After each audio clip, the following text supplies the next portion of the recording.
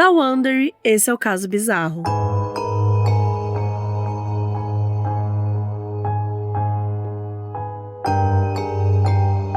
E hoje eu tô aqui com o Xande de Avião. Olá, tudo bem, prazer. Tô animado, Caso bizarro, eu também. Já começam as coisas bizarras aí. Seja bem-vindo. Obrigado. Hoje a gente vai conversar, quero falar de uns casos bizarros. Vai ter até premiação, que é uma coisa tá chique. Coisa boa. Isso porque tá rolando o Melhores do Ano do Amazon Music, que, como o nome diz, né, reconhece os destaques de 2023 através de 13 playlists com as melhores músicas do ano. E já tem os vencedores das playlists, então eu vou contar quem que são os vencedores. Então, virais é o Léo Santana, rap, o Veig, funk, Denis, lovezinho, Ludmilla, gospel, Fernandinho, música eletrônica, Alok, MPB com Vanessa da Mata, samba e pagode, quem ganhou é Menos é Mais, pop, Luísa Sonza, rock Super Combo e sertanejo Ana Castela. E tô aqui gravando episódio com o vencedor da categoria forró, gente. Xande de Avião, parabéns, Obrigado. Sério. Liderou o gênero, assim, na plataforma, com EP ímpar, né? Assim como as suas participações, os famosos feats.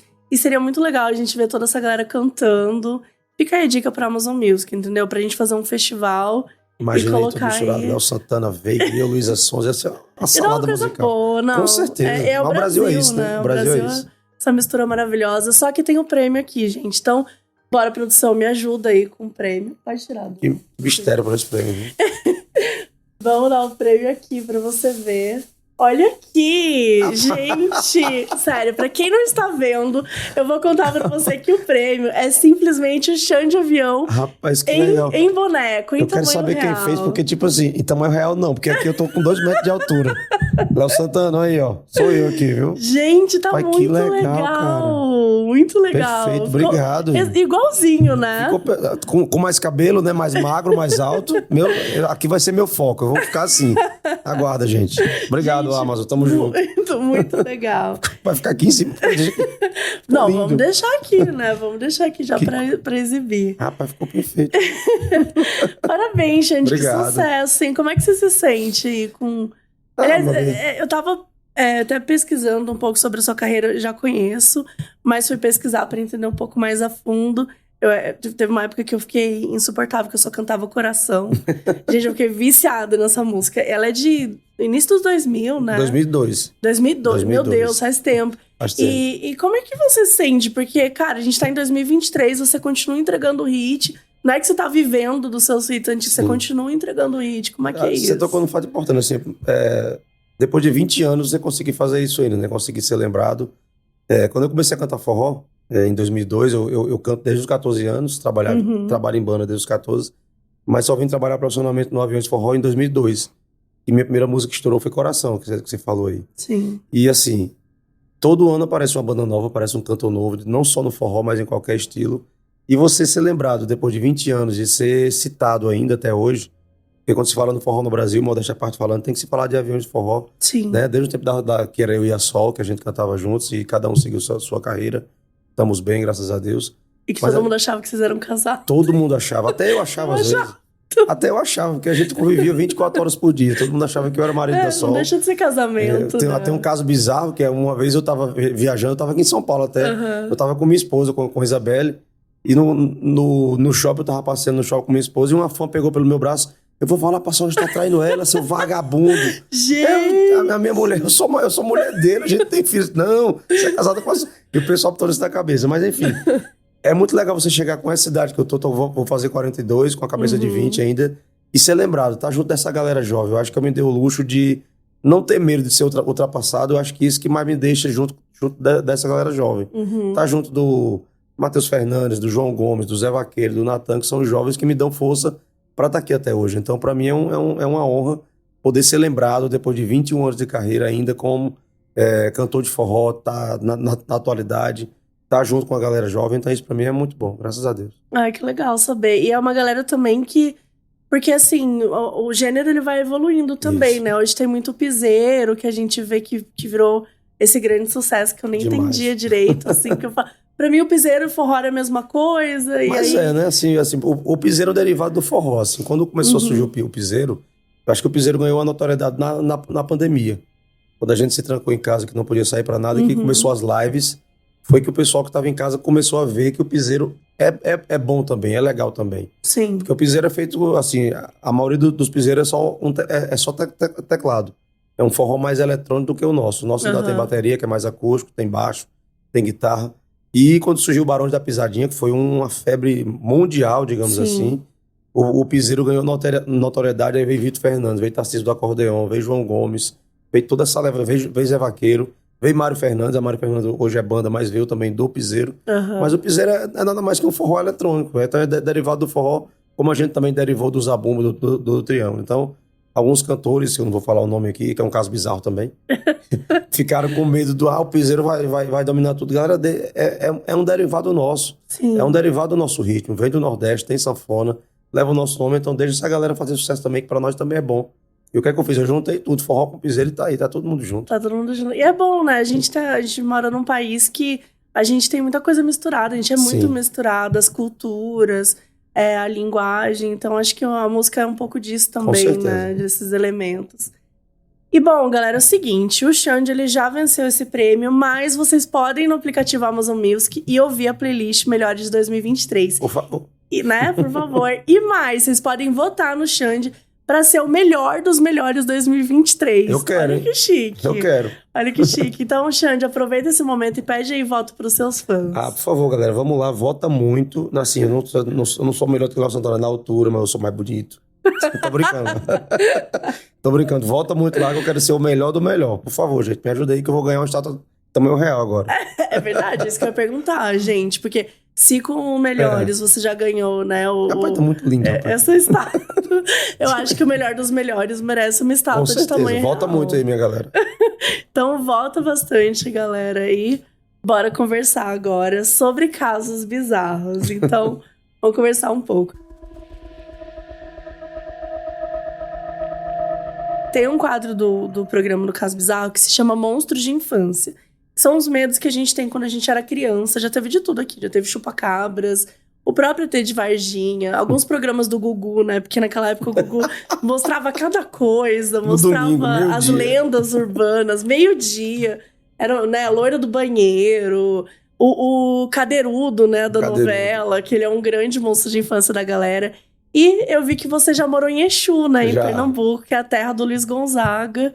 E que, pelo que eu pesquisei, você é de Itaú, sim, né? Uma cidadezinha que é do Rio Grande do Norte, né? E aí, como é que foi a tua infância, assim? Você passou onde? Conta pra gente. Assim, minha infância é bem conturbada, no bom sentido, assim. Eu nasci em Itaú, que é a cidade do interior do Rio Grande do Norte, mas nunca morei lá. Eu me considero de Apodi, que é uma cidade perto, porque, tipo assim, quando eu nasci, quando eu fui pra nascer, a gente não tinha essa tecnologia de hoje. Então, eu morava em uma localidade que era um sítio, que era como se fosse uma fazenda, que não tinha hospital, não tinha maternidade, tinha só um posto de saúde e não conseguia fazer parto. Então, eu tive que sair. Meu pai e minha mãe tiveram que sair dessa localidade para me ter em Itaú. Mas eu nunca morei lá, eu sou natural de Itaú. Mas até o pessoal de Itaú fica chateado comigo. Você nega a sua... Mas eu nunca morei lá, gente. Só fui nascer e já vim embora. Só pela infraestrutura. Só pela infraestrutura. Então, eu me considero de Apodi. E minha infância foi uma infância simples. Uma infância, assim... Pra ter ideia, na minha casa, eu vim ter televisão na minha casa com 13 anos de idade. A gente não tinha televisão, até pela fase financeira que a gente passava, mas eu fui muito feliz. Eu fui ter videogame com 20 anos, que eu pude comprar o meu videogame e eu mesmo comprei. Meu pai não podia dar um pra mim. Então, assim, mas eu fui muito feliz. Nunca me faltou nada de amor, de comida. A gente dividia o que tinha. Não tinha muito, mas o que tinha era dividido. Fui criado com meus primos, com minha avó, com meu avô. No sítio mesmo. Nossa brincadeira era... subir em pé de manga, tirar siriguela, jogar bola. Não tinha nada de riqueza, nada de videogame, nada de shopping. Eu não sabia o que era shopping. Assim, nunca tive de falar no shopping center, mas fui muito feliz. Isso não tirou minha felicidade, não tirou a minha vontade de viver, de brincar. Então foi bem legal. Assim, tinha muito caso desse jeito aí, da gente ficava com medo. E a gente, até os meus 12 anos, na casa do meu avô, não tinha energia elétrica. Então, à noite, a gente ficava dando susto no outro, era muito legal. Nossa, devia ter bastante caso bizarro. Ou tem. Eu sou mineira, né? E eu passei, assim, a minha infância toda em cidades muito pequenas de Minas. Tem uma grande parte da minha infância, assim, que eu morava numa cidade que tinha 15 mil habitantes. Pessoas, às vezes, falam, meu Deus, como é que é pequeno e tal. E era muito isso, assim, era engraçado que a gente brincava de esconde-esconde e era tipo assim, valia o bairro todo. Exatamente. Porque, tipo, não era só Mas rua, não não é o bairro comportava, todo né? mundo se conhecia. Então todo mundo se conhecia, então a gente pulava muro, brincava, era muito moleca. E, nossa, foi uma infância também muito feliz, que é diferente, a gente não nasceu com a tecnologia, Pois né? Era um outro mundo. Eu levei meu filho Enzo, que hoje ele tá com 15 anos, eu levei a primeira vez para conhecer a minha cidade, a Podi. Levei, ele tinha 6 anos, né? Eu tenho 4 filhos, né? Eu tenho a Águida, que tem 22, que mora no Canadá.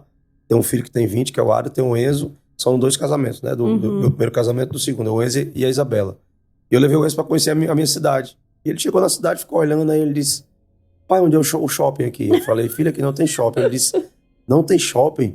Não, eu disse: como é que as pessoas vivem sem shopping? Perguntou assim, pra tu ver a mentalidade que a gente tinha e tem hoje, né? Uma coisa pra gente é normal, pra eles é quase impossível viver sem isso hoje. Então, é muito legal a gente participar dessas duas histórias da vida, né? Do meu primeiro filho e do meu quarto filho, que é o Enzo. Essa disparidade de diferença, sim, de tecnologia, de infraestrutura mesmo. É muito legal isso. Eu lembro, às vezes eu tava conversando com minha mãe esses dias e ela me lembrou quando eu era criança e quando eu vim pra São Paulo e eu conheci a escada rolante.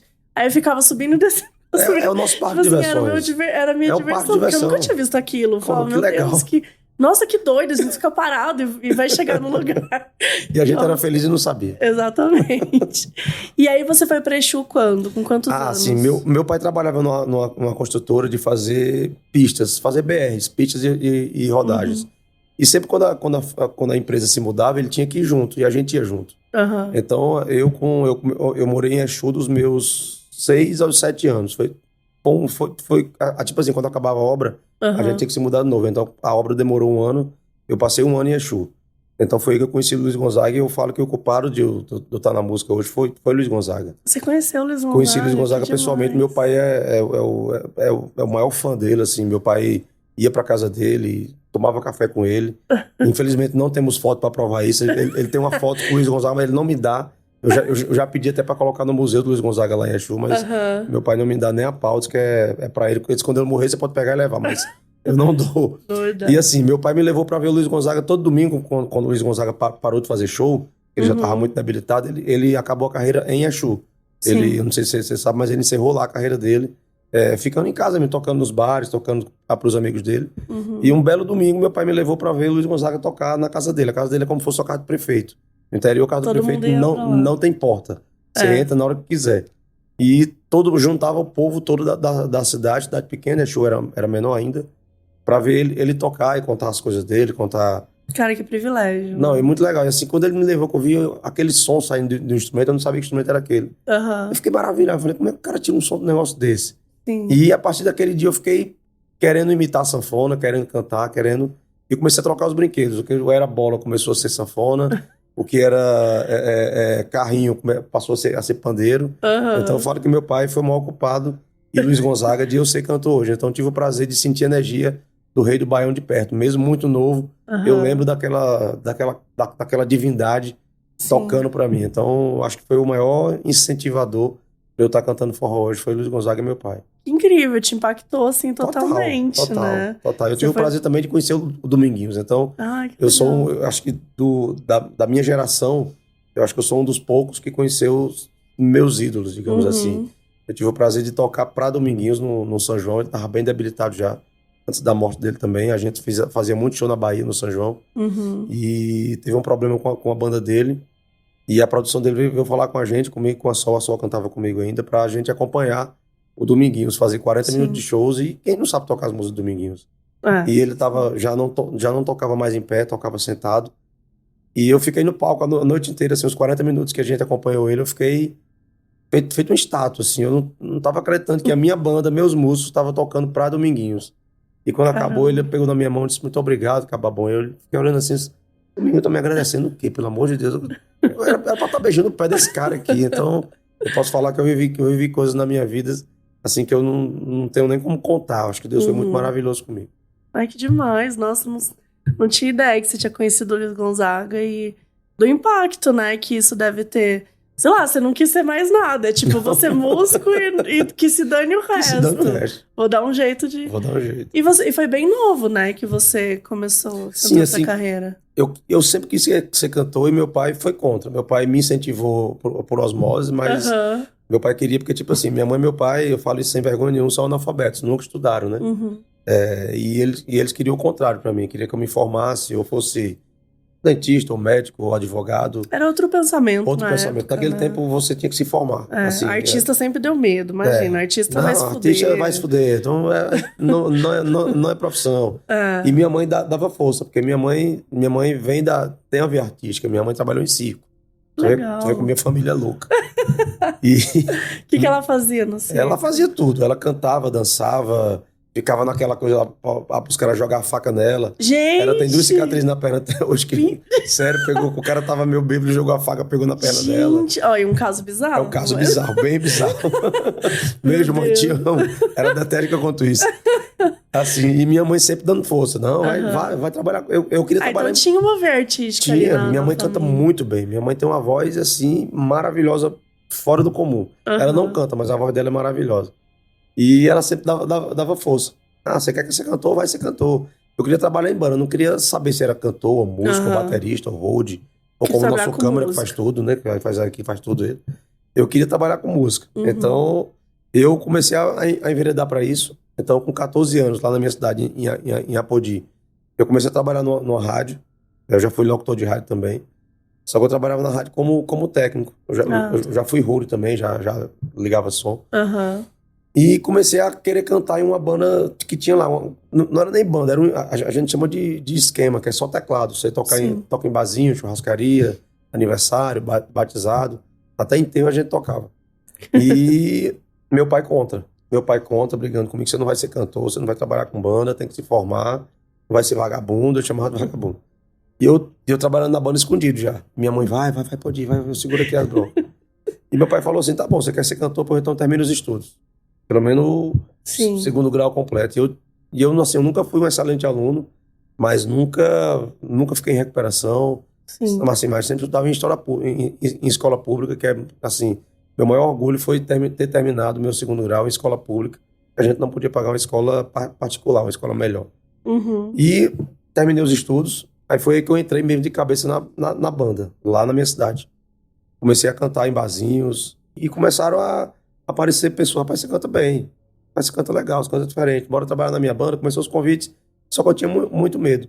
Tinha muito medo de sair da minha cidade. Já tinha uma filha, eu fui pai muito cedo, fui pai com... Meu primeiro filho morreu, fui pai com 16 anos, meu primeiro filho morreu, nasceu prematuro, e depois veio a Águida, que tá bem zona aí. Eu tive a Águida com 17 anos, 17 para 18. Então eu tinha já a responsabilidade, tinha aluguel para pagar, tinha uma filha para criar. E foi daí que apareceu o convite. Um belo dia eu trabalhava na rádio, apareceu o Isaías CDs, que é meu sócio. Eu não sei como ele achou um CD eu cantando em um barzinho. E ele ligou pra rádio que eu trabalhava e perguntou, você pode vir fazer um teste em Fortaleza pra uma banda nova que tá nascendo aqui? Eu falei, posso. Eu não tinha dinheiro pra ir, tava duro, tava sem nem um real no bolso. Pedi dinheiro emprestado ao diretor da rádio, me deu R$50, eu fui pra Fortaleza fazer o teste para Aviões do Forró, que eu não sabia que essa banda ia nascer, que a Sol já estava na banda e eu ia ser o cantor da banda. E daí de lá para cá, o Brasil inteiro sabe como é a história, é bem legal. Nossa, é um caso bizarro também. É um caso bizarro também. Então eu comecei na banda como road, aos 15 anos, escondido do meu pai, depois fui ser percussionista, toquei percussão durante quase 6 meses, e uma vez o cantor faltou e eu fui ser cantor. Então foi daí eu fui cantor por acidente. Por acidente, olha só, e tá aí e até hoje estou aqui por acidente. Nossa, que demais a história. Voltando um pouquinho pra infância, queria saber qual que eram os seus medos de infância. O Xandinho lá, aos 6, 7 anos de idade, em Exu, ou em Apodi, enfim.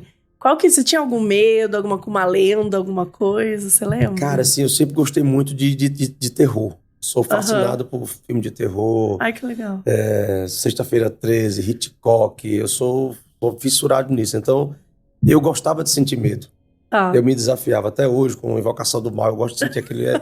assim, eu sou fissurado por isso. Eu sempre procurei ter medo. Porque eu acho que o medo é bom. Você ter medo é legal, até pra você se guardar de algumas coisas. Mas, assim, sempre tive medo de assombração.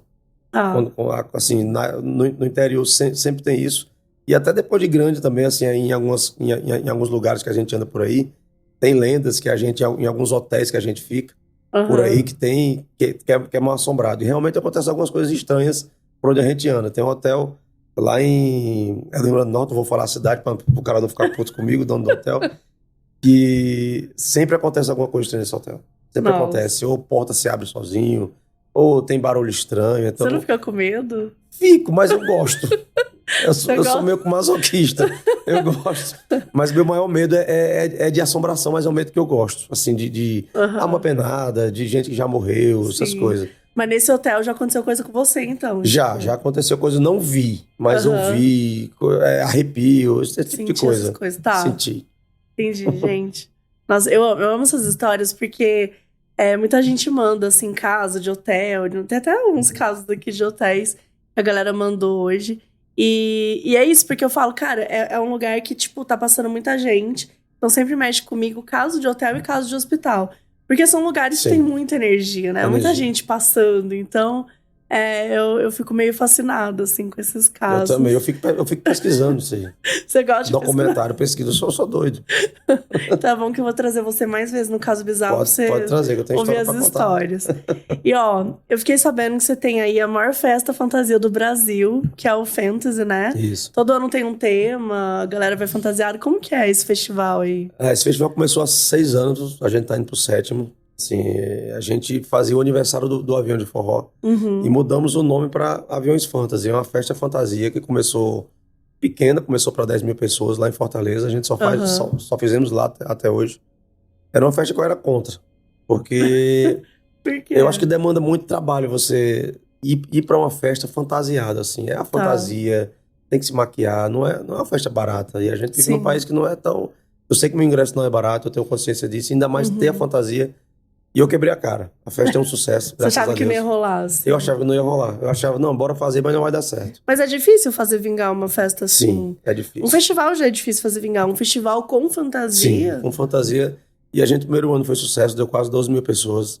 Depois passamos para 15, passamos para 20, passamos para 27. Já chegamos a colocar 41 mil. Meu Deus. Assim, e hoje modéstia à parte falando, é a maior festa fantasia do país. Onde você passa, o pessoal comenta do Aviões Fantasy. Quem se imaginar de artista nacional já passou por lá. Anitta, Gustavo Lima, Loki, Jorge Mateus, quem se imaginar. Assim, é uma festa que, assim, eu adoro fazer show, adoro fazer todos os meus shows pelo Brasil, mas é uma festa que eu me entrego de corpo e alma. Eu cuido do começo ao fim, cuido do banheiro que você vai usar, da praça de alimentação, do LED que você tá vendo. É uma coisa bem cênica mesmo, é bem, assim, eu me inspiro na festa que tem na Bélgica, que é o Tomorrowland, que é uma festa eletrônica, eu me espelho totalmente naquilo ali, a festa ganha um corpo. Eu não sei mais para onde é que a gente vai. Esse ano a gente fez o tema Halloween, né, que foi em outubro, que foi maravilhoso. Que legal. A Anitta cantou comigo, tava lá o Jorge Mateus, tava lá a galera toda, assim. Foi uma festa que mexe comigo. Que eu fico emocionado em fazer. Então, eu tenho orgulho de dizer que a Aviões Fantasy é a maior festa fantasia do país.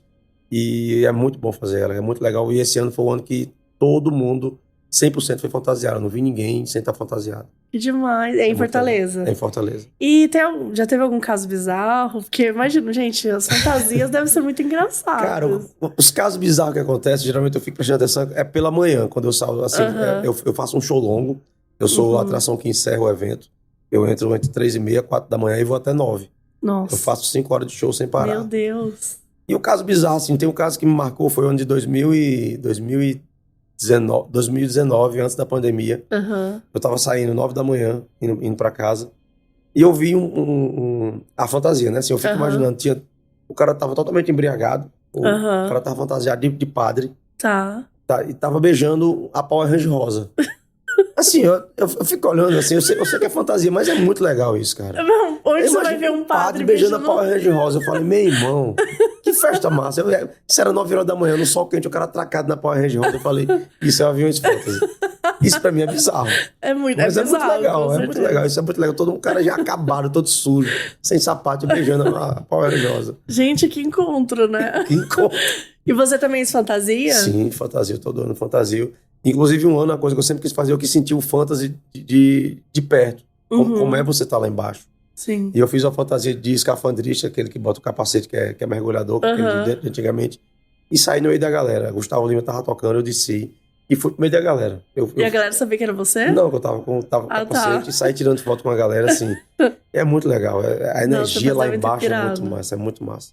Porque a galera tá animadíssima, né? Acho que a coisa da festa fantasia... Você pode se soltar, pode ser quem você quiser. Exatamente, é outro rolê. E aí eu tava vendo uma entrevista que você contava que você inventou o Alô Pago, né? Tipo, que você tinha inventado o Alô Pago no Ceará, alguma coisa assim. E, meu, eu fiquei tão fascinada com isso. Tipo, você pode falar sobre isso? Porque é muito... Pra mim, isso é um caso bizarro, gente. É bem bizarro. É meio diferente, né? Tipo, meio que criou uma nova forma de ganhar dinheiro dentro da música. Sim. Como é que é isso? Tudo vai pela vaidade. Acho que a vaidade você sabe, vaidade é uma coisa que não é tão boa, mas você sabendo usar... Assim, eu quando cheguei no Ceará, eu cheguei em 2002, né, eu tinha 19 anos apenas, e Aviões de Forró foi uma banda que estourou muito rápido, pelo menos no Nordeste. Pra chegar sul e sudeste aqui demorou um pouco, mas... E assim, com 8 meses de banda, quando eu cantei Coração, estourou, a gente começou a fazer show no Ceará, no Maranhão, Piauí, Rio Grande do Norte, começamos a expandir por ali, a ramificar, digamos assim. E a gente fazia muito show no interior, assim, do Ceará. E a gente fez um show em Canidé, que tinha umas 3 mil pessoas para aquele tempo, pra gente já era um público gigantesco. E chegou um cara lá e eu via todo mundo falando em madeireira, falando em churrascaria, falando em frigorífico no show. E foi quando começou a ser gravado os shows. Que lá no Nordeste tem uma cultura, todo mundo gosta de ouvir o CD ao vivo. Né? Geralmente a gente não usa, lá quando você tá tomando no churrasco, você não gosta de ouvir o CD que tá nas plataformas digitais. No Amazon, que é aquela coisa feita em estúdio, aquela coisa bonita. Parece que o pessoal não gosta quando tá ruim. Que o som tá falhando, que o microfone tá dando microfonia. Da vida real. Na vida real. E realmente é legal, tem aquele calor do show. E começou, aí chegou o cara lá e falou assim, rapaz, você pode falar meu nome no show? Aí eu falei, posso. Como é seu nome? O cara falou, Chico Forrozeiro. O nome dele, Chico Forrozeiro, até hoje é famoso lá. Eu falei, posso, mas... E a gente tava gravando um CD. E desse CD saía 5 mil, 10 mil, 15 mil cópias. Caramba, era bastante. Porque, tipo assim, a gente, pra competir com a pirataria, a gente fez a nossa própria pirataria. A gente dava o CD, a gente não vendia. A gente fazia o CD e dava. Passava pra você e dava pra você ouvir na sua casa, no seu carro. Que não tinha muito como as pessoas ouvirem. Não tinha como. Foi assim, foi assim que o Aviões estourou nacionalmente, que a gente dava 100 mil CD por mês. E eu falei, posso dar alô, mas é 500 reais. Naquele tempo, 500 reais é como se fosse 5 mil hoje. Aí o cara meteu a mão no bolso e me deu. Aí eu falei, cara louco mesmo. Mas bem assim, foi 2 horas de show. Eu não cantei uma música, foi só Chico Forrozeiro. Eu cantava Kobe, Chico Forrozeiro, Chico Forrozeiro, Chico Forrozeiro. Meu irmão, esse cara estourou no Ceará de uma forma. Meu Deus! Estourou de uma forma, porque tipo assim, o CD ficou muito bom e o CD começou a rodar. E onde eu andava era Chico Forrozeiro pra lá, Chico Forrozeiro pra cá. E no segundo show, o Chico Forrozeiro foi. Tava em outro show em Fortaleza, chegou. Pai, quero daquele jeito de novo. Pai, mas agora é 1.000. Agora mesmo, o cara tá aqui, pagou. 20? E eu falei, rapaz, e depois do Chico Forrozeiro foi aparecendo outros. Tem show por aí que eu faço. Aí eu cheguei no show em Quixadá também, no interior. Mas já foi agora, isso foi em 2018. Tinha um cara lá, chegou, queria o alô. Eu sabia que o cara era muito rico. Eu conheço o cara. E eu fui dar uma de doido. Eu blefo às vezes também. Eu peço pra... às vezes eu peço até pro cara não pagar. Não, tá muito caro, não quero não. Até pra me cantar mais e falar menos. Aí o cara chegou, quanto é? Eu quero 30 mil reais. Meu Deus. E o cara pagou. Pagou. Gente. Pagou, não vou falar o nome dele aqui pra não expor, rapaz, mas pagou 30 mil reais. 30 mil, só numa pra noite. Só pra falar o nome dele. Só que eu não falo só uma vez, eu falo várias vezes. E desse CD, hoje, como tem as plataformas, vai pro YouTube, vai pra sua casa. Você tá lá ouvindo o CD, às vezes ouvir, se você gostar de ouvir, vai passar o nome do cara, tu não sabe nem quem é. E quem veio me perguntar sobre isso foi a Ivete Sangalo. Na casa dela, perguntou, tinha um cara que eu dava valor pra ele, que nesse tempo eu não podia comprar perfume bons, e ele me dava, trocava perfume, eu fazia permuta. Que é o Rodrigo Perfumes. Meu Deus. Aí eu cheguei na casa da Ivete pra gravar um DVD na casa da Ivete, eu, Lu Santos, Maria Bethânia, Marcelo Camelo. Nossa, eu sento no sofá da Ivete, a Ivete pega na minha perna e falou, quem é Rodrigo Perfumes? Eu pensei, meu Deus do céu, eu criei um monstro. Se o Rodrigo Perfume sonhar que a Ivete Sangalo quer saber quem é ele, eu fui explicar tudo pra ela, o negócio, ela achou maravilhoso. Olha, nenhum Que dinheiro, legal, nenhuma meu. permuta paga a Não Ivete paga. Sangalo perguntar quem é você. Então, Rodrigo Perfume, você me deve perfumar até o fim da vida. Então, acho a que Alô ele foi tem meio que que isso. mandar. Eu acho que foi uma forma de ganhar dinheiro do cara também, porque, tipo assim, eu divulgo a marca dele. Sim. Eu divulgo a Tipo, marca quem dele. tem comércio, né? Em Exatamente. cidade. Tipo, você toca em várias cidades. É uma então, publicidade, uma publicidade né? Publicidade meio que absurda. espontânea, digamos assim. Sim. E Não, foi e assim, Alô vira paga. uma piada, né? Você falou que faz durante o show Total. todo. Então acho que vira chacota, a galera dá umas risadas também. Deixa a coisa mais real. Eu adorei, isso pra mim é um bom caso bizarro. Tem vários. Você falou que você já tocou em enterro, já tocou em bar, já tocou em vários lugares. Qual que foi o local, assim, mais estranho que você já gravou? Tipo, não cidade, assim, sabe? Mas o cidade? local. Tipo... Bares bem estranhos, assim. A gente já tocou em tudo que você imaginar, assim. Batizados, aniversários que o cara quer que a gente canta a mesma música 30 vezes. Assim, tem uma música, tem um caso bizarro, assim, que é bizarro, mas é engraçado. Tinha uma música, não sei se você conhece, que estourou no Brasil, que virou febre nacional, que é Morango do Nordeste. Sim. Me diz o que ela significa pra mim.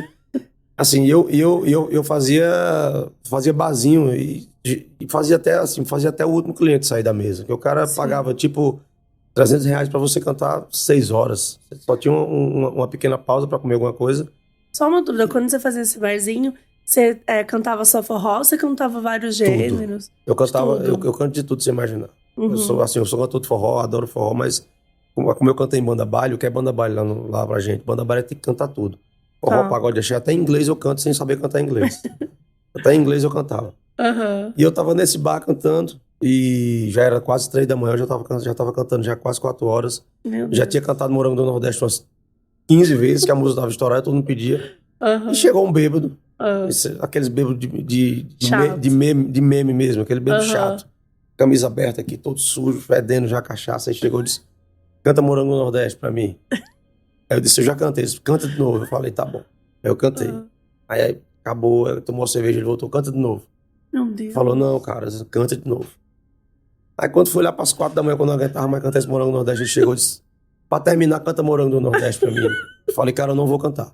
Já deu. Ele disse, você vai cantar assim. Aí pegou, puxou R$2 e me deu. Aí disse, agora eu vou cantar, só pra... Agora que você pagou, eu vou E eu cantei Morango do Nordeste até ele pegar no sono, assim, feliz. Mas ele ouviu Morango do Nordeste. Então eu tenho um trauma do Morango do Nordeste lá e me perdoe, irmão, mas eu não consigo cantar mais Morango do Nordeste. Essa não dá. já deu, né? Não dá pra cantar mais. Eu já zerei a cota já. E com os fãs, assim, já aconteceu alguma coisa bizarra de, sei lá, se esconder em algum lugar? Porque fã é meio doido, Fã né? é meio doido. Assim, tem uma coisa bizarra que tá acontecendo muito agora, até assim. De esconder em hotel, de embaixo de cama, nunca aconteceu. Mas uma coisa bizarra que eu acho, assim, eu vi que você gosta de tatuagem, eu adoro tatuagem, eu sou fascinado por tatuagem, é fazer tatuagem com meu nome ou com minha foto. Assim, ou então meu símbolo, que é esse símbolo aqui, que é o X e o A, né? Uhum. E assim, nos últimos 2 anos, isso tem virado uma coisa tão normal que, assim, você tatuar o nome da pessoa ou uma marca de uma coisa assim. Eu tenho tatuado o Coringa na minha perna, que eu sou fã do Coringa. Eu gosto mais do Coringa que do Batman. Me julga. Eu acho que o vilão é o Batman. Os fãs do Batman vão me matar, mas eu adoro o Coringa. Não, eu também concordo que o Batman é bem vilãozinho. Eu adoro o Coringa, adoro. E isso eu acho muito bizarro, você tatuar meu nome no seu braço, assim. Eu sei que é fã, mas eu acho bem bizarro. É diferente, assim. Tipo, na pele pra sempre. Eu peço pra não tatuar, mas assim, tá só aumentando. Quando chega no camarim tem 5, 8 fãs. Aí pede pra mim autografar e no outro show que vai, já tá com o meu nome autografado no braço. Nossa. Então isso eu acho bem bizarro. Assim, eu peço pra não fazer, mas eu fico muito feliz quando eu vejo, porque é uma demonstração de carinho, assim, sem tamanho. Você tatuar o nome da sua mãe, do seu pai, seus filhos, beleza. Mas o nome de um cantor que você é fã, pra mim isso é bem bizarro. Realmente, já é um outro patamar. Exatamente. Né? E você lembra, assim, de algum outro caso bizarro que rolou na estrada, assim? Tem um bem bizarro. Porque você tá... Essa coisa de viajar bastante, eu vinha né? lembrando pra te contar isso. Esse é bem bizarro. Pra mim esse é o mais bizarro. Ainda, a Sol tava na banda ainda. A gente tava indo fazer um show no interior do Pará. E na divisa do Pará, do Maranhão com o Pará, tem aldeias indígenas ainda, com índios morando lá, com povos indígenas de verdade. E eu não lembro o ano, isso foi 2011, 2010, por aí. E tinha acontecido um acidente que um caminhoneiro tinha atropelado um índiozinho da tribo. E tava em protesto, a estrada tava fechada, os índios fecharam para poder ter mais sinalização, então tava protestando eles. E a gente tinha um show, tinha que chegar e a gente não conseguiu passar. Ele tava deixando passar só caminhões com alimentos, pra tu ver como o povo indígena é inteligente e tem um coração bom, gente, pra tu ver aí, pra gente... Pra poder, né, porque isso não dá pra impedir. Pra gente poder valorizar os nossos povos indígenas. E a gente não tinha como passar, o nosso ônibus ficou preso, que eles barraram o ônibus, e a gente tinha que chegar no show na cidade. E o caminhão dele parou, do nosso lado do nosso ônibus, um caminhão frigorífico. Ele falou assim, galera, eu tô indo pra cidade, vocês estão indo fazer show, inclusive já tô indo pra lá, se vocês quiserem, eu dou uma carona. Quando o cara falou isso, eu pensei que o caminhão frigorífico tava vazio. Ele ofereceu carona, porque a gente tava em 25 pessoas, a banda tava em 25 pessoas, que naquele tempo tinha balé, tinha corpo de baile, tinha metal, a banda era gigante. É gigante. E eu falei, bora, deve estar desligado, acho que não tá tão frio aí dentro. Ele abriu a porta. Quando ele abre a porta, tava cheio de boi morto, porco, tudo pendurado assim. Eu falei, meu irmão, tu vai entrar aí não? Mas a gente entrou. Eu coloquei a minha esposa na cabine, a gente colocou as bailarinas na cabine, as que cabiam. E eu e os músicos fomos dentro da... Meu Deus! Tudo cheio de sangue, parecia que a gente tava numa cena de terror dos Jogos Mortais, meu irmão. Parecia Mas a gente pegou aquele celular de lanterninha que tinha lá dentro não tinha luz, ligamos e fomos cantando. Assim, foi uns 30 quilômetros, mas foi muito engraçado. Era sangue pingando na gente, foi bem bizarro isso. Nossa, deve ter sido muito bizarro. Foi o caso mais bizarro que eu já vi na minha vida. Eu nunca imaginei andar num caminhão frigorífico carregado. Sim. Com boi batendo na gente, com porco. Meu Deus. Naquele tempo, meu celular não tinha foto, meu celular era daquele lanterninha. Era pra ter filmado isso, ia dar um caso bem bizarro. Ia dar, com certeza. Essa é uma coisa que ia viralizar horror. Mas chegamos lá e fizemos o show. Deu tempo. Deu tempo de tomar banho e tirar o sangue também. Que eu ia perguntar isso também, porque é importante. Bom, vamos então reagir uns casos? Bora. Então vamos lá, o primeiro caso é a cangaceira.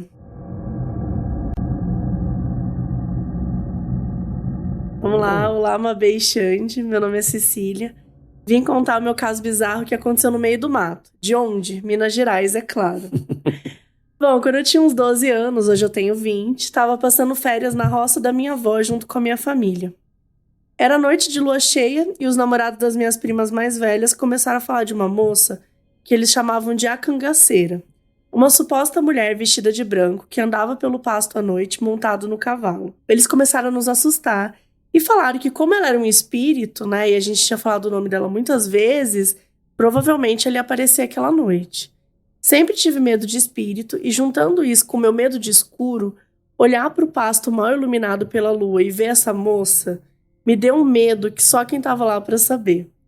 Os caras falaram pra gente que o único jeito de não encontrar com a cangaceira era seguir a estradinha de terra até o mata-burro, porque aí o cavalo dela não conseguiria parar para nos perseguir. Essa estradinha tinha uns 30 metros, mais ou menos, até chegar no mata-burro. Era pouca coisa, a gente sempre andava até lá de dia, mas de noite, puta merda, né? Enfim, eu e minhas primas mais novas decidimos que o melhor a fazer, em vez de aguardar o terrível destino de receber, né, a visita da cangaceira, era ir para aquela estradinha. Sabe, se você me contasse essa história de dia na cidade, eu ia rir da sua cara. Mas experimente escutar isso de noite numa roça, o famoso não pago pra ver. Fomos com o cu na mão, eu, minhas primas, meu irmão mais novo, os namorados e até a minha avó, mãe e tia-avó. Gente, foi assim, foi a procissão. Todos segurando lanternas, andando no meio do mato à noite, com o destino do mata-burro. Minha tia-avó e mãe riam da nossa cara, enquanto a gente tremia segurando as lanternas. Até que olhamos para um lado do pasto e, pasmem, tinha uma pessoa de branco em cima de um cavalo. Foi o suficiente para começar uma gritaria bizarra, pois a cangaceira tinha achado a gente. Lembramos o que o namorado da prima falou: não corram, precisa chegar no mata-burro, ou ela nunca mais vai deixar vocês em paz. Então fomos correndo pela estrada para chegar no mata-burro o mais rápido possível. E a cangaceira indo de um lado para o outro do pasto com o cavalo, apesar de momento nenhum chegar perto da gente. Quando finalmente estamos cara a cara com o mata-burro, de dentro dele surgiu uma alma vestida de branco, só que agora gritando. E a gente gritou de volta, claro. Meu irmão de apenas 8 anos pegou uma pedra gigantesca e jogou na entidade, que surpreendentemente gritou um ai quando foi atingida. Nesse momento, minha mãe gritou: Felipe, não joga pedra, é o seu tio fantasiado. Nesse momento, notamos que era o nosso primo que estava o tempo todo dentro do mata-burro, esperando o momento certo para nos assustar. Olhamos pro lado e a verdadeira cangaceira estava chegando mais perto com um cavalo. E antes da gente gritar de novo, minha avó falou: esse é o Bernardo, ele esperou vocês saírem para pegar o cavalo do avô. E meio a risada dos adultos, descobrimos que foi tudo um plano dos familiares para pregarem uma peça na gente. Por isso, até a minha avó de 70 anos tinha resolvido ir junto, para dar mais credibilidade pro rolê. É isso, gente. Aqui em casa, traumatizar é o que gera o caráter. Mas confesso que não vejo a hora de fazer isso com a próxima geração de crianças da família que vem por aí. Esse foi o caso bizarro da família Guimarães. Mabê, manda um beijo, adoro seu podcast. Um beijo pro Xande também. A Cecília, o nome dela? Cecília. Acho que é Cecília. É. Sai da família hoje, né? Gente. De zero, existe isso, rapaz. Não Se dá. minha família fizesse isso, eu matava meu Eu primo. matava. Gente, imagina um susto. À noite, você tá chegando no mata-burro. Mas o que é legal disso aí é que hoje não tem mais isso. É legal isso aí. É uma história legal. Porque, tipo, a família se reunia pra isso. Hoje cada um, né, lá no seu aplicativo, um fica no... E por aí vai. Mas é muito legal isso aí. Isso reunia a família. Dava uma briguinha, mas depois fazia as pazes. Dava um trauminho, né? Trauminho, mas é legal isso aí. Mas todo mundo tava lá junto, é verdade. E tem toda essa coisa também de que... acho que hoje a gente ficou um pouco mais esperto, né? De pegar essa... Eu lembro que naquela época eu acreditava em qualquer coisa. Eu também. Então eu lembro, na minha cidade mesmo, falava que tinha uma mulher de branco que ficava no morro. Então, às vezes, à noite, eu não gostava. Minha casa era na frente do pasto, assim, do morro. Ficava uma porteira assim na esquina para poder subir o morro. Então, se eu estivesse subindo assim a rua da minha casa, eu não olhava pro morro. Pra que olhar, né? Pra que olhar? Eu falei, se a mulher de branco aparecer? Eu ficava assim, não acredito nela, não. Mas vai que ela existe. É igual esse filme de terror que a gente fica assistindo, eu tenho raiva que, tipo assim, quando escuta um barulho, 1h da manhã, tudo escuro, vou lá ver qual é. Não vai, cara. Não vai, Não gente. vai, fica deitado. Não faz isso. Pra quê? Não vai. Pelo amor de Deus. Você tá pra ler uma agora? Loura no mezanino. Olá, Mabê e Xande. A história se passa no hotel onde trabalho, em Maceió. É sempre muito cheio. Tomara que não seja o que eu fico. E uma correria constante. Minha função é basicamente conferir o trabalho das camareiras, o que inclui checar a limpeza dos quartos. Já perto do fim do dia, a camareira do mezanino veio falar comigo. O mezanino é um andar bem pouco iluminado. E para piorar, tem uma lenda que uma menininha mora por lá. Mas isso não vem ao caso. Ela me avisou que um dos quartos estava com uma plaquinha de não perturbe. O problema é que fui lançar a informação do sistema e vi que o quarto, na verdade, constava como vago. Fui pessoalmente conferir e, de fato, estava lá a placa. Então avisei na recepção que podia não ter registrado o hóspede, mas ninguém sabia nada a respeito. Conversando com a camareira, ela disse ter visto uma loira bonita entrar no apartamento. No dia seguinte, ela me mandou mensagem perguntando se eu cheguei a entrar no quarto. Ao que expliquei que apenas fui checar se a placa estava na porta. E já que não estava, bati. Ela me disse que outra camareira viu a mesma loira sair para tomar café e voltar ao quarto comendo um pão. Ela não é light. Mas no sistema o quarto continuava vago, muito estranho. Ela, intrigada, resolveu entrar com alguém de outro setor. Foi aí que viu que ninguém se hospedava nesse quarto há dias. A cama estava arrumada e quarto limpo, como da última vez que deixamos. Gente, Deus é mais. Não, o que você faz? Você tá trabalhando no hotel e aí do nada, tipo, o quarto tá vazio. Aqui eu fiquei meio confuso, porque botou a menina no meio e depois veio a loura. Será que a menina é filha da loura ou a menina cresceu? Pois é, né? Será que a menina... Não, eu sempre me pergunto, porque... Gente, vamos também organizar, né? Só um fantasma por hotel. Por favor. Você já tem aqui uma criança. Não precisa trabalhar. Precisa trabalhar. Agora você tem a loira também. O que é isso? É rodízio? Complicado aqui, viu? Tomara que não seja hotel que eu fico, lá em Maceió.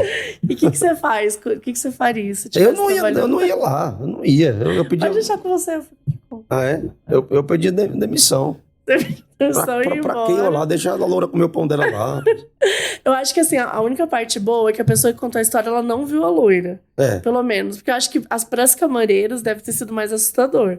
Porque elas estavam vendo alguém entrar no quarto. Assim, quando eu era pequeno, quando eu era mais novo, eu já vi fantasma, ou imaginei ver, né, assim... Já você viu, tipo, visualizou a pessoa totalmente? Visualizei totalmente. Era quem você conhecia? Não, pior que eu não conhecia. Aí eu saí perguntando se tinha morado alguém naquela casa que eu morei, que seja parecido daquele jeito. Eu vi um velho. andando lá pela casa. Isso era de madrugada. Eu não sei porque, certa também eu tava assistindo filme de terror. A mente vai pregando peça na gente, mas eu não quero averiguar se era verdade ou não. Deixa pra lá. Você deixa? Deixa pra lá. Não vai ser eu que vou resolver isso, não. Bom, o outro caso aqui se chama acampamento noturno. Oi, Mabel e Xande, me chamo Natália, sou do interior de São Paulo. Durante o 9º ano, eu tinha um grupo de amigas que sempre marcava de fazer um rolê diferente, mas nunca acontecia. Até que uma delas me chamou para acampar na casa dela, porque era num bairro mais afastado de cidade, numa zona rural. A gente tinha barraca? Não. A gente tinha colchão inflável, saco de dormir? Não. Mas a gente tinha 5 meninas empolgadas, uma casa com fundo pro mato, um varal, muitos lençóis e uma mãe que deu a seguinte condição: só vão poder dormir lá fora se fizer silêncio. Fizemos uma barraca de arquitetura, fizemos uma barraca digna de prêmio de arquitetura com os lençóis, pregadores e um varal. E ela ficou estável, então foi sucesso. Antes de dormir, a gente foi assistir o quê? Isso mesmo, filme de terror. E a irmã de 7 anos da dona de casa insistiu em nos acompanhar em todas as atividades. Não me lembro qual era o filme, mas lembro que a gente ficou com medo e até colocou a fita das branquelas para amenizar o clima antes de dormir. Mas aí começou um problema. A menina de 7 anos não conseguia parar de falar do filme. O filme de terror, né? Que ela sentiu muito medo e não conseguia dormir. Fomos para nossa barraca de milhões e a menina insistiu que queria dormir lá fora. Fez pirraça e tudo. Deitamos, tipo, lá fora da barraca, né? Fora no quintal mesmo. Deitamos, rimos muito, entramos em duplas pra ir ao banheiro, né? Afinal, ninguém queria sair sozinha e dar de cara com aquele matagal escuro sem um pingo de visão. Até que dormimos. No meio da noite, começamos a sentir os lençóis das paredes da barraca, né? Paredes entre aspas, sacudirem muito. E alguns barulhos de folha pisada em volta da barraca. Uma a uma a gente foi se entreolhando, mas aí surgiu um problema. Cadê a menina de 7 anos que a gente devia tomar conta? Simplesmente ficamos congelados, porque ela não estava lá. Os barulhos estranhos, a luz da casa apagada, a menina sumida, a gente tinha que fazer alguma coisa. Então minha amiga, dona de casa, simplesmente começou a berrar para a mãe dela, que veio rapidamente e acendeu as luzes de forma desesperada. Colocamos a cabeça para fora para dizer que a irmã sumiu e tinha um barulho estranho no mato. A mulher ficou apavorada, porque a criança também não tinha ido para o interior da casa. Nisso, a mulher saca aqueles chaveiros de lanterna e vai querer procurar e aponta para o mato. No fundo do quintal, quase fora da propriedade, estava a menina parada, de costas para a barraca, fazendo absolutamente nada. No escuro, sozinha. A mãe dela deu um berro, foi correndo até lá. A menina, na maior simplicidade, falou: o moço que estava no filme mais cedo me chamou aqui. Entramos e dormimos na sala e nunca mais acampei. É isso, obrigada, eu amo seu trabalho, meu filho. Deus é paz. Meu Deus, eu não... Você já acampou? Não. Nossa, eu morri de medo. Nem vou acampar mais. Depois disso, acho que tá bom, Tô né? fora. Tá tranquilo. Eu falo que eu tenho muito medo, assim, gente. Medo de natureza também, porque... Natureza? É uns bichos, né? Umas coisas assim. Aí é mais real. É mais real, a gente leva cada susto. E o último, você pode ler, por favor? Posso sim. Expulso pelo Curupira. Até legal essa história aqui, que o tema do Fantasy, eu falei com a minha agência que era Halloween, mas eu não queria Halloween com bruxa, com abóbora, eu queria um Halloween brasileiro. Então a gente trouxe todos os personagens lá pra dentro do Fantasy, trouxe o Curupira, legal, trouxe Saci. o Boitatá, o Saci, a Yara. Legal. Foi bem legal, foi bem nesse tema. Demais. Expulsa pelo Curupira. Oi, Mabel e Xande, hoje venho contar a história de quando o Curupira me mandou sair do mato. Uns 2 anos atrás, no Réveillon, eu e meu namorado decidimos encontrar uma amiga e sair. Então buscamos nossa amiga e fomos para um campinho que havia perto de casa. Nesse campinho havia uma parte com grama e ao fundo uma parte com mato alto. Escolhemos ficar bem na parte da grama na beirada do mato alto, onde havia uma árvore e bancos de madeira. Estendemos uma toalha no chão e por lá ficamos. Pra que isso, gente? Estavam fazendo muito barulho. Certo. Que Réveillon é esse, pelo amor de Deus? Estávamos fazendo muito barulho, rindo e falando alto, ao passo que nossa amiga contava história de terror da infância dela, justamente sobre experiências da mata. Com o barulho, acabamos acordando alguns morcegos que dormiam nas árvores perto e eles chegaram a dar rasantes na gente. Em um momento escutei um barulho na beira da mata, mas ignorei, pensando que podia ser só algum gato ou outro bicho. De repente ouvimos o barulho mais assustador de nossas vidas. Vou tentar descrever da melhor maneira possível. Imagina uma pessoa tentando imitar o latido de um cachorro, mas dizendo apenas au.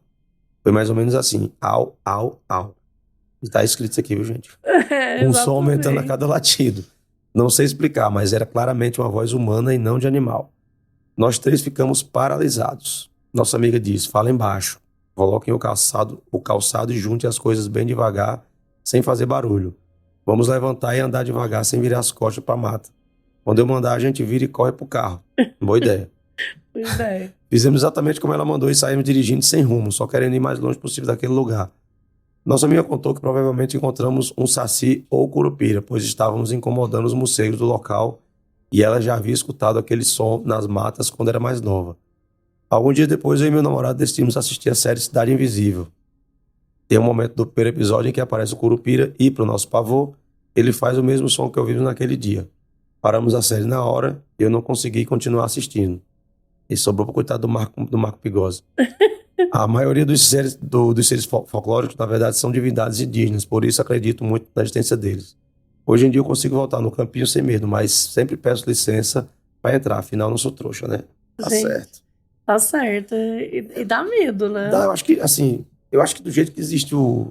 Eu também acredito nessas divindades, essas coisas. Eu acho que do jeito que existe forças do bem, existe forças do mal também. Eu acredito muito, muito nisso. Acho que tem pessoas que desejam bem, tem pessoas que trabalham com a força do mal e por aí vai, mas essas coisas, eu quero acreditar que existe essas coisas da natureza, essa divindade na Amazônia, espírito da natureza, eu acho que existe. Comadre Fulozinha. Sim. Eu gosto muito desses casos, eu acho que a gente tem um recorte cultural muito forte, né, no Brasil. A gente tem tantas histórias, tantas lendas. Eu tô fazendo um caso bizarro aí há um ano e vai fazer 2 anos, mais ou menos. E a quantidade de lendas que eu não conhecia, que eu tô aprendendo, do Boto. Legal. Aí eu fui aprender da Comadre Fulozinha, o Barba Ruiva, que eu nunca tinha ouvido falar na minha vida. Então, assim, fui só aprendendo um monte de Saci, Yara, enfim. A história da Yara é muito interessante. É muito interessante. E eu acho que é isso, assim, cada lenda ela vem a partir ou de uma tragédia, ou de uma história, ou de algo que aconteceu, e eles mudam, né, modificam com o tempo. E eu sou fascinada por essas histórias. Acho que a gente tem que estar sempre trazendo... Não deixar morrer, tá? Não deixar morrer, porque a gente consome muito material, muito conteúdo, muito vídeo, série, filme nos Estados Unidos. E olha quanta coisa que a gente tem aqui. E aqui tá muito rico. Que sabe, que é rico, que dá medo também. Até legal falar do Cidade Invisível, que eu fiquei abismado com a qualidade da série, assim. Não sei se você assistiu. Assisti toda, fiquei maravilhado com a riqueza de detalhes que eles colocaram. E mostrar o Pará, e mostrar o Amazonas, e mostrar a nossa cultura. Sim. Eu acho que você falando assim, a gente sempre quer procurar as coisas de fora, não que as coisas de fora não sejam legais, mas a gente tem tanta coisa boa aqui. É aquela história mesmo do turista. Antes de você ir para Miami, conheça aqui o nosso Brasil, que é tão lindo, tem tanta coisa linda. Eu acho que você tocou num ponto importante. A gente bora dar a nossa cultura, as nossas crenças, digamos assim. Exatamente. Bom, esses foram os casos bizarros, a gente já tá encaminhando para encerramento. Mas foram os casos, né? O papo tá indo tão bem que tá acabando rápido. Mas eu adoro quando a galera manda os casos, porque é isso, eu sempre me coloco num lugar, tipo, meu Deus, não vou mais acampar. Já ficava com medo, mas ao mesmo tempo adoraria ver o curupira, adoraria. Não vou mentir, o Saci gostaria também. Mas dá um pouco de medo. Mas antes da gente finalizar, Xande, quero voltar então um pouquinho pra falar da sua trajetória mesmo, porque... Você tem hit antigo, você tem hit novo, você tem festival, você também agencia, né? Não sei se agencia ou... agencia.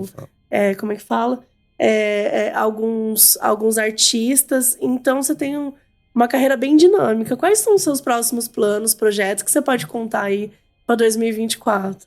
2024 tá aí já, né? Tá aí. Hoje, primeiro dia do mês, dezembro, primeiro dia do último dia do último mês do ano.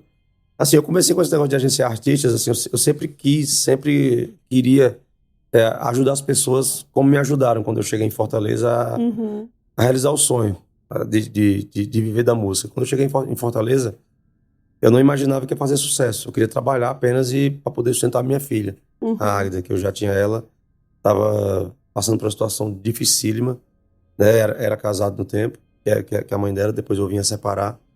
Assim, eu queria trabalhar para poder sustentar minha família. Não sabia que ia fazer sucesso, né? Queria cantar, E a gente estourou muito, muito, muito rápido. E a gente passou esse ano todo, assim, a Veio de Forró viveu uma fase no auge de 2007 até 2012. A gente era a maior banda de forró do país.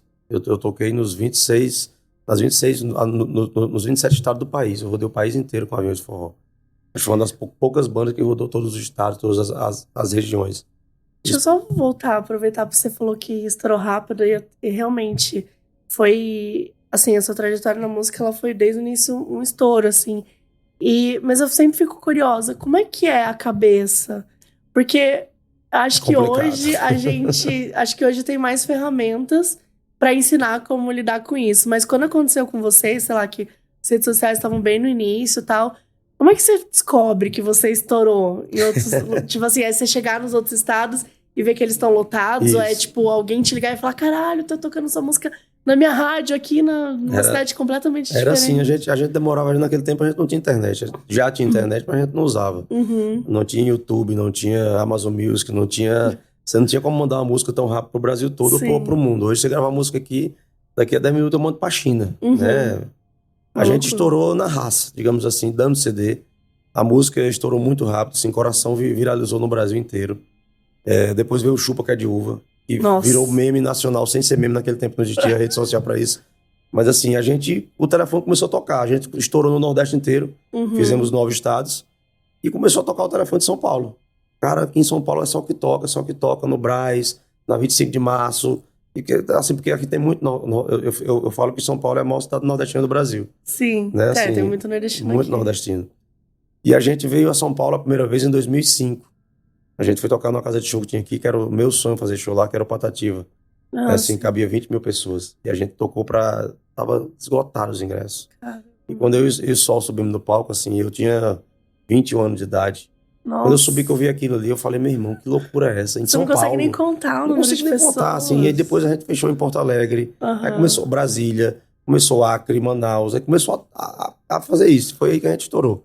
Então, assim, eu sempre quis agenciar, ajudar cantores como eu na carreira, não a fazer, porque a gente não sabe se vai fazer sucesso. A gente ajuda, mostra os caminhos, mas a gente não tem a receita do bolo do sucesso. Sim. Se eu soubesse, eu teria feito mais 10 bandas Aviões de Forró, né?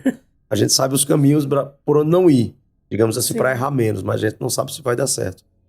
E eu não tinha tempo devido à minha carreira. Mas pelas pessoas que você agencia, parece que sabe bastante Deu a certo. receita. Graças a Deus. Porque é tanta gente incrível. Graças a Deus. Que tá estourando. Pois é, eu não tinha pego ninguém ainda, porque eu não tinha tempo, porque a minha carreira no aviões, no construção de avião, me tomava o tempo todo.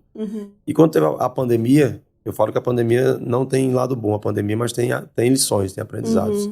Né? A pandemia não pode ter lado bom, que levou milhares de pessoas embora, inclusive meu avô morreu de Covid. Sinto muito. E assim, quando teve a pandemia, a gente passou 3 anos parados, digamos, quase 3 anos. E foi aí que a gente, A indústria da música foi muito pesada. Foi muito pesada. A gente começou a viver de live, começou a mostrar. E teve um lado que foi aprendizado da gente poder mostrar artistas que muitas pessoas não conheciam. As lives começaram a mostrar pessoas que nem sabia que existiam. Foi aí que começou a estourar o piseiro, digamos assim.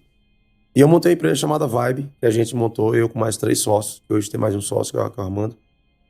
E a gente começou a procurar novos talentos que estavam por aí, que eu sabia que era muito bom. E a gente achou um cara que estourou no Brasil todo, que chama Zé Vaqueiro, que foi o cantor mais ouvido no YouTube em 2019. E viralizou na pandemia, assim. E foi o grande boom da nossa empresa, que foi a Vibe. Depois do Zé Vaqueiro veio outro cara chamado Natan, que hoje é um fenômeno. Sim, depois do Natan veio a Mari Fernandes, que tá estourada. Depois da Mari veio o Felipe Amorim. E foi só crescendo isso, assim. Foi em 2 anos a gente tá com casting de artistas que tá mandando na música no país.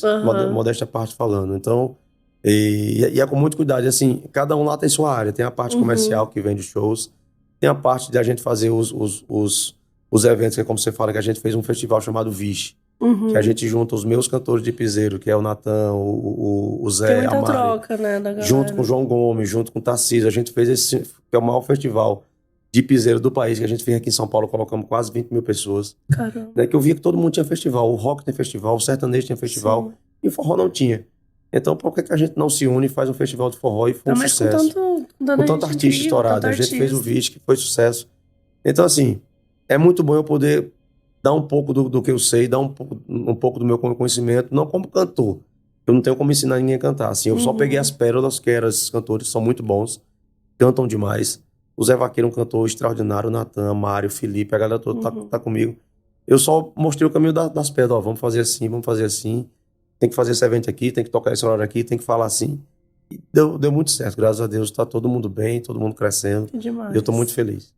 E tem algum projeto, assim, seu pro ano que vem, assim, tipo, músicas novas? Tem. Eu acabei de gravar agora lá em Recife, eu fiz um projeto. Assim, quando a gente... Ano passado, ano 2020, eu alcancei o top 1 da plataforma digital, né? Assim, depois de 19 anos de carreira, você alcançar o top 1, a música mais tocada do país. É muita Pra coisa. mim é uma vitória, junto com o Matheus Fernandes, que é um grande amigo, mandar um beijo pra ele. Foi a música Balanço da Rede, que viralizou no Brasil todo. Sim. E assim, depois de 20 anos de carreira, você alcançar isso, assim, rapaz, que louco. Assim, tem tanto cantor novo aí, tanto jovem cantando forró. E eu sou tipo tiozão do forró. Chega lá, pra mim, é uma injeção de ânimo, de energia. Sim. Então, como assim? Como eu já alcancei tudo, você imagina. Inquilino também, né? Uma música nova. É, a música... A minha única música que eu compus com mais 2 amigos, essa música é minha, que toca no Brasil inteiro, de criança a idoso, gosta dessa música. Eu não sei o que ela tem, mas todo mundo ama essa música. Eu adoro essa música. Por causa da melodia que é fácil, é legal de cantar. Assim, e a gente fica batendo nessa tecla de divulgar o forró, de poder levar esse forró para todo o Brasil. E a gente tá muito feliz com tudo que tá acontecendo. Então, o projeto que eu fiz foi o quê? Como eu não tô me cobrando mais, assim, eu quero que minha música faça sucesso, lógico. Se eu falar que eu não quero, eu vou estar mentindo. Mas eu me dei o luxo de gravar um projeto que eu sempre tive vontade, que assim, eu tenho meus ídolos. Eu tenho os cantores que eu escuto na minha casa, quando tô no churrasco, tô tomando uma, no carro. E tem músicas que assim, rapaz, eu queria ter gravado essa música. Eu queria ter cantado essa música. A música tá maravilhosa, mas eu queria ter cantado dessa forma. Então, eu fiz um projeto chamado Mistura, com X, de Xande, né, que é Mixtura. E eu... Acho que eu vi, você cantou uma música com a Juliette. Sim, com a Juliette. Mas eu Chamei a queria Juliette, lembrar a mistura do Brasil com o Egito, não é? Essa música que você cantou também ou não? Não, eu não gravei essa, não. Eu devia ter gravado com o El Chan. El Chan, não sei, eu achei que tinha. Não sei eu por peguei quê. essa mistura assim, fiz assim. Eu juntei a Juliette, que é minha querida, que é paraibana. Chamei o João Gomes, da História d'Aço, que é pernambucano. Felipe Amorim, que é da nossa empresa, que canta um forró trap, que é uma mistura que o jovem tá todo mundo gostando. E a Simone Mendes, que é cantora de sertanejo, mas ela cantava forró comigo lá em Fortaleza, que é uma baiana maravilhosa. E eu juntei músicas minhas, tocadas de uma forma diferente, misturada com pagode, com trap, com forró, com pop. Legal. Eu fiz uma roupagem diferente e gravei música que eu sempre quis gravar. Então lá eu gravei música do Djavan, música do Thiaguinho, música do Diogo Nogueira, música do Jorge Aragão. Tudo na minha pegada. Então vai ser uma mistura maravilhosa. Vai ser lançado agora em janeiro, em todas as plataformas digitais do Brasil e do mundo.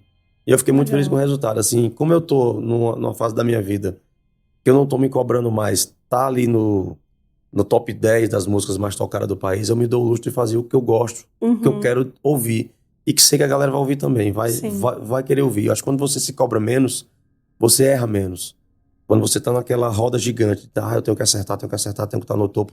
Sim. Você começa a errar, você começa a perder um pouco da qualidade da sua música. Então, eu, graças a Deus, tô numa fase da minha vida que eu já... Onde você imaginar que eu já fiz 9 turnês internacionais, já toquei onde você imaginar que eu queria que eu tocasse, toquei pra 40 mil pessoas, pra 50, pra 100, já rodei o Brasil todo. Então, achando que tu vai parar, não vou parar não. Agora eu vou começar a fazer música que eu, quando boto no carro, vou falar, rapaz, que foda essa música, ficou foda. Eu me garanti aí. Eu sei que quando eu sentir isso e passar isso na música, meus fãs vão também sentir isso. Sim. Então, Mistura é mais ou menos isso. Vai ser lançado agora em janeiro. Eu gravei em Recife, num lugar lindo lá, que é a Caldelaria. Dentro da natureza. Gravei ao céu aberto, debaixo de uma árvore. Assim, foi muito legal. Demais. Eu acho que é isso. A música, tudo que você cria, produz, também é uma mistura das suas referências, do que você ouve. Então, se você vai mostrar o que você ouve, que você gosta, o que tá aí dentro da sua criatividade, com certeza vai ser mais um sucesso. Deus quiser. E talvez eu esteja te entregando aí o prêmio do Melhores rapaz. 2024. Vou voltar aqui, viu? Vamos deixar aí pra Amazon. Queria agradecer a sua presença, obrigado, fiquei muito feliz. Você é muito simpático. Conversa muito legal. Pra mim, assim, a gente podia estar num sítio, sabe? No meio da fogueira, uma galera contando história de terror, que eu acho que ia ter sido muito legal. Mas eu ia dormir dentro da casa, fora não. Fora não, acampar não dá. E, gente, lembrando, hein? Bora lá votar no Xande pra ser o melhor dos melhores de 2023. Boa sorte, bom projeto aí pra 2024. E até o próximo episódio. Obrigado, gente. Beijo. Pela Wonder, a produção executiva é de Fábio Silveira, Jessica Redburn e Marshall Lewy. Produção e apresentação, Mabê. Roteiro, Mabê e Thiago Pesanetic. Editor, Felipe Dantas. Identidade visual, Felipe Banjo. Produtora, Bruna Vilela.